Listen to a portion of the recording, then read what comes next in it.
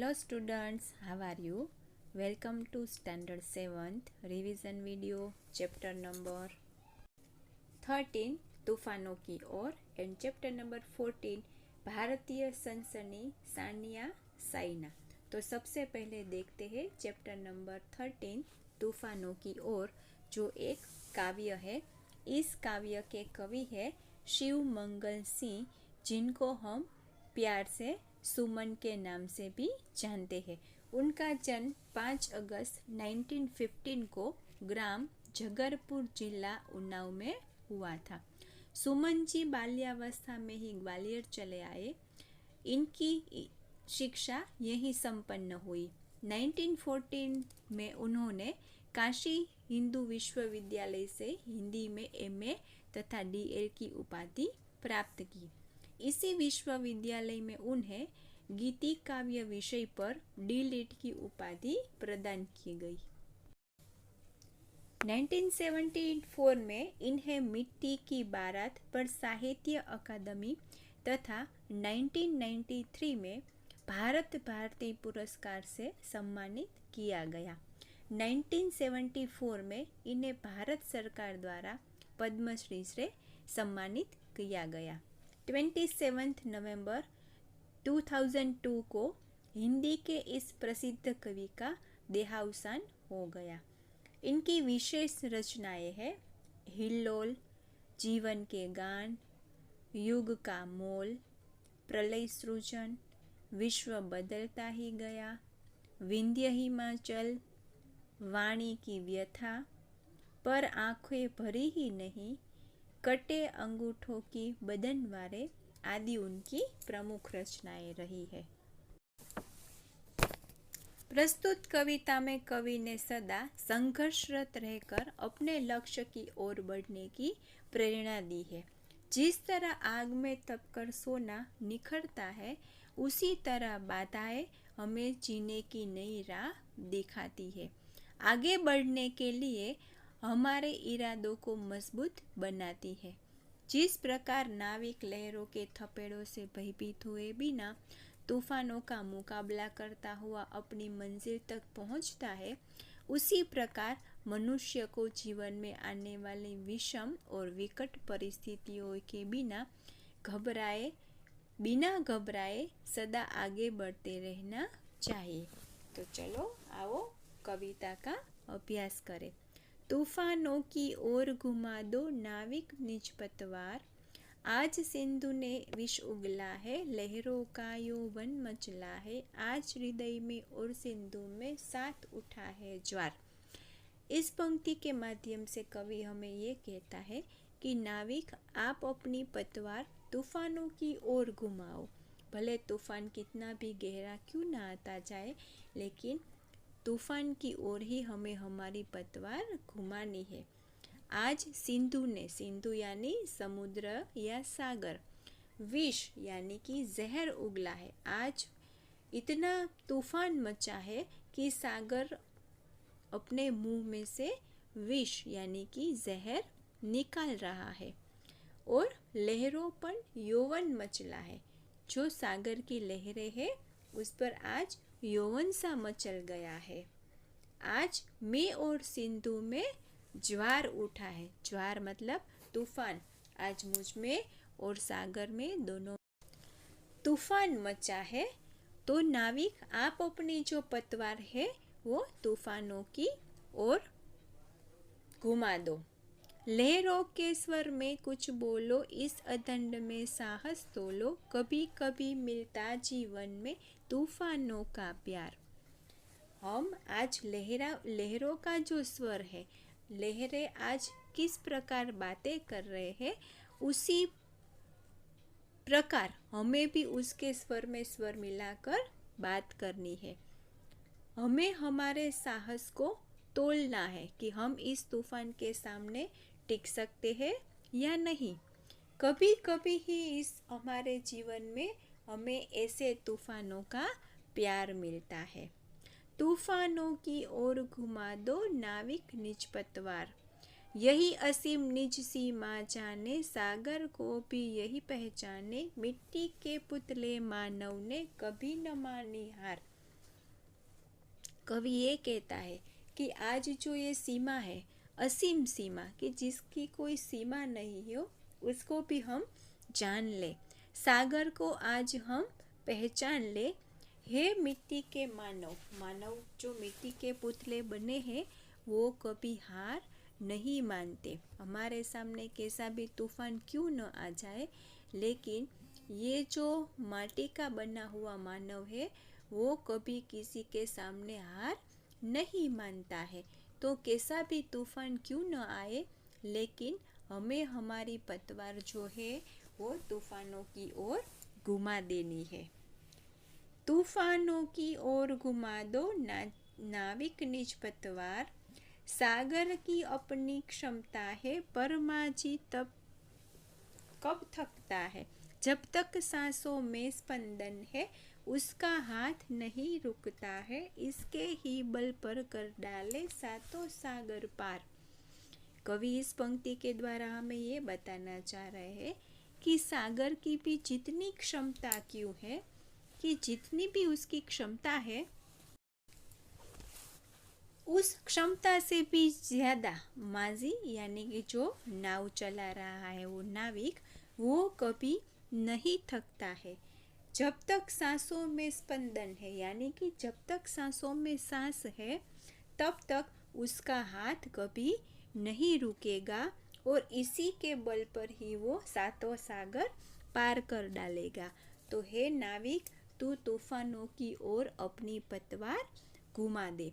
तो इस कविता के माध्यम से कवि हमें ये बताना चाहते हैं कि हमारे जीवन में कितनी ही तकलीफ क्यों न आए, कितनी भी मुश्किलें क्यों न आए, विषम और विकट परिस्थितियों से हम घिर जाए तो हमें घबराना नहीं है और उसमें से हमें हमारा रास्ता निकालना है। हमें मजबूत हो जाना है और कैसी भी मुश्किलें क्यों ना हो, हम उसमें से निकलकर अपनी मंजिल तक अवश्य पहुंचेंगे। तो स्टूडेंट्स, ये था हमारा तूफानों की ओर काव्य जो हम यहाँ कंप्लीट कर रहे हैं। आशा रखती हूँ कि आपको पसंद आएगा। नेक्स्ट चैप्टर नंबर 14, भारतीय सनसनी, सानिया और साइना। भारतीय सनसनी, सानिया और साइना प्रस्तुत जीवनी दो ऐसी खिलाड़ियों की है जिन्होंने छोटी उम्र में खेल जगत में अपनी कामयाबी के झंडे गाड़ दिए। आज कठोर परिश्रम, लगन और अपने लक्ष्य के प्रति एकाग्रता की जीती जागती भारतीय मिसाल सानिया मिर्जा और साइना नेहवाल है। तो चलो आओ हम संक्षिप्त में उसका ये जीवन परिचय देखें। सानिया मिर्जा और साइना नेहवाल खेल जगत में भारत का परम चक्र फहराती रही। सानिया ने टेनिस में तो साइना ने बैडमिंटन में धूम मचाई। दो खिलाड़ियां, दोनों एक टेनिस और दूसरी बैडमिंटन में अव्वल। छोटी आयु में साइना ने 20 वर्ष से पहले वह कर दिखाया जो बैडमिंटन में पहले कोई भारतीय युवती नहीं कर सकी थी। विश्व में उसकी गिनती पहली 10 महिलाएं में होती है। सानिया और साइना दोनों हैदराबाद की है। दोनों ने यही अपना खेल सीखा, प्रगति के मार्ग पर परेशानियां उठाई और विकास किया। अपने खेल में शिखर पाने का सपना दोनों का बचपन से ही रहा। दोनों बचपन से ही इतनी मेहनती थी कि उनका गोल फिक्स था कि एक को बैडमिंटन और एक को टेनिस में आगे बढ़ना है और अपने देश का नाम भी रोशन करना है। छोटी सी आयु में बस एक ही धुन, लगन, एकाग्रता रही। दोनों ने लक्ष्य की ओर बढ़ने के लिए अथक परिश्रम किया। सामान्य बच्चे जिस आयु में मौज मस्ती करते हैं, उस उम्र में दोनों ने इधर उधर ध्यान न देकर क्रमशः टेनिस और बैडमिंटन में मन रमाया। यहाँ में ये बताया गया है कि जिस उम्र में बच्चे अपने तरीके से अपने खेल कूद में ही मस्त रहते हैं, उस समय में उन्होंने अथक परिश्रम करके अपने क्रमशः टेनिस और बैडमिंटन में अपना योगदान दिया और उसकी प्रैक्टिस जारी रखी। सानिया को प्रारंभ में टेनिस की बारीकियां बताने वाला कोई नहीं मिला। इससे यह निराश नहीं हुई। धुन की पक्की 7 साल की यह लड़की स्वयं ही उबड़ खाबड़ जमीन पर खेलती रही।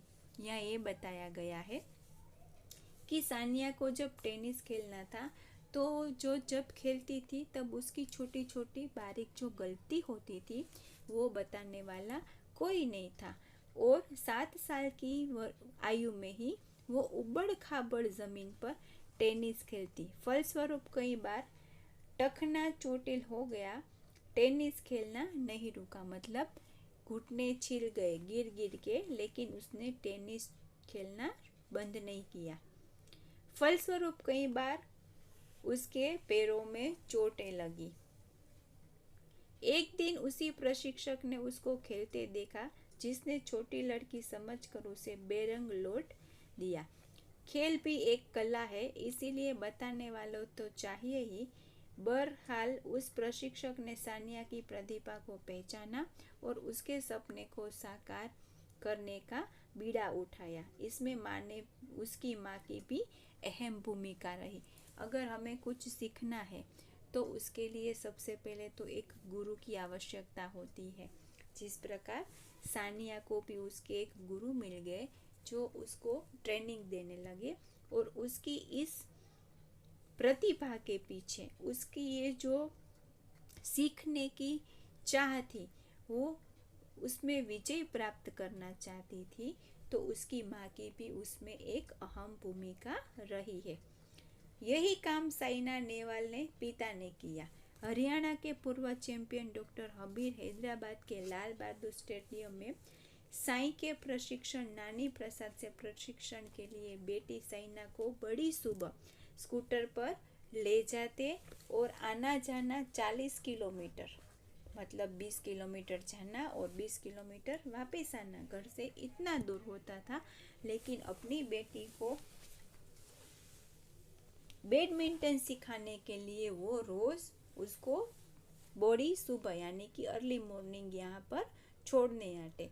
उसके साथ साथ प्रशिक्षण के लिए बेटी साइना को बड़ी स्कूटर पर ले जाते, फिर स्कूल और स्कूल का होमवर्क, यह सब लगभग 8 वर्ष की साइना इतना थका देती कि स्कूटर में पीछे बैठे बैठे ही सो जाया करती। साइना नेहवाल जब बैडमिंटन सीख रही थी तब वो सिर्फ 8 साल की थी। 8 साल की आयु में सुबह जल्दी उठना, 40 किलोमीटर जाना, फिर वहाँ प्रैक्टिस करना, फिर स्कूटर में बैठ के वापस जाना, फिर स्कूल जाना, स्कूल का वर्क, उसके बाद स्कूल का होमवर्क, इन सभी में वो इतना थक जाती कि स्कूटर में पीछे बैठे बैठे ही सो जाया करती। फिर समय जाने के बाद समय और श्रम बचाने के लिए उसके माता पिता ने स्टेडियम के नज़दीक ही घर ले लिया। आर्थिक दबाव सहा, कपड़े, बैडमिंटन का सामान, शुल्क, एक खिलाड़ियों आयु के अनुसार पर्याप्त भोजन आदि पर खर्चा, लेकिन पुत्री को चैंपियन देखने के लिए अधिक नहीं था। मतलब साइना को चैंपियन के रूप में देखने के लिए ये सब खर्चे उसके आगे कुछ नहीं थे। इन सुविधाओं को साइना ने 2002 में मैनचेस्टर में हुए राष्ट्र मंडल खेलों को उच्च स्तर के प्रदर्शन में सार्थक किया। वो खेलते हुए रजत पदक मिला। फिर एशियाई सैटेलाइट चैंपियनशिप में देश की नंबर 1 महिला अर्पणा पोपट को फाइनल में हराकर एकल खिताब की जीत की सनसनी फैला दी। मेलबर्न राष्ट्रमंडल खेलों में 2006 में युगल वर्ग का कांस्य पदक जीता तो 2 मास बाद दक्षिण कोरिया में जूनियर विश्व बैडमिंटन चैंपियनशिप की उपविजेता रही। फिलीपीन में साइना ने फिलीपीन ओपन का खिताब जीतकर इतिहास रच दिया। 4 स्टार वर्ग का यह टूर्नामेंट जीतने वाली वह सबसे कम आयु की लड़की थी। इस पहली भारतीय महिला स्टार वर्ग का यह टूर्नामेंट जीतने वाली सबसे कम आयु की ये महिला थी। प्रतिष्ठित all Indian England badminton championship के समकक्ष है। इस सफलता से साइना ने खेल प्रेमियों का ध्यान आकर्षित किया। Indian international open badminton tournament को जीतकर हैदराबाद की किशोरी ने साबित कर दिया कि उच्च स्तर पर उसकी सफलता ये संयोग नहीं। युगल वर्ग में ही 2004 में हैदराबाद में दक्षिण अफ्रीका की लाइजोल व्यूबर के साथ वह युगल चैंपियन बनी। सानिया को टेनिस कैरियर के यह पहला डेब्यू टीए महिला टेनिस संगठन खिताब दिया गया। जनवरी 2005 को ऑस्ट्रेलियाई ओपन के लिए सानिया वाइल्ड कार्ड की हकदार बनी। 2007 के अंतिम चरण में हैदराबादी युवती वरीयता क्रम में 27 के स्थान पर पहुंची। अमेरिकी ओपन में संभावित विजेताओं के क्रम में उसको 26वां स्थान मिला, जो भारतीय टेनिस के लिए ऐतिहासिक क्षण था। 2008 में ऑस्ट्रेलियन ओपन में उसने बढ़िया प्रदर्शन किया। भूपति के साथ ऑस्ट्रेलियन ओपन का मिश्रित युगल का खिताब और पहली ग्रैंड सफलता अर्जित की। साइना नेहवाल ने भी बीजिंग ओलंपिक में क्वार्टर फाइनल तक पहुंचने के बाद अर्जुन पुरस्कार सम्मानित का ग्रेड चैंपियनशिप के अंतिम 4 तक पहुंचकर सार्थक कर दिया। फिर उबेर कप महिला बैडमिंटन की टीम स्पर्धा में भारत की प्रगति में उसने महत्वपूर्ण भूमिका निभाई।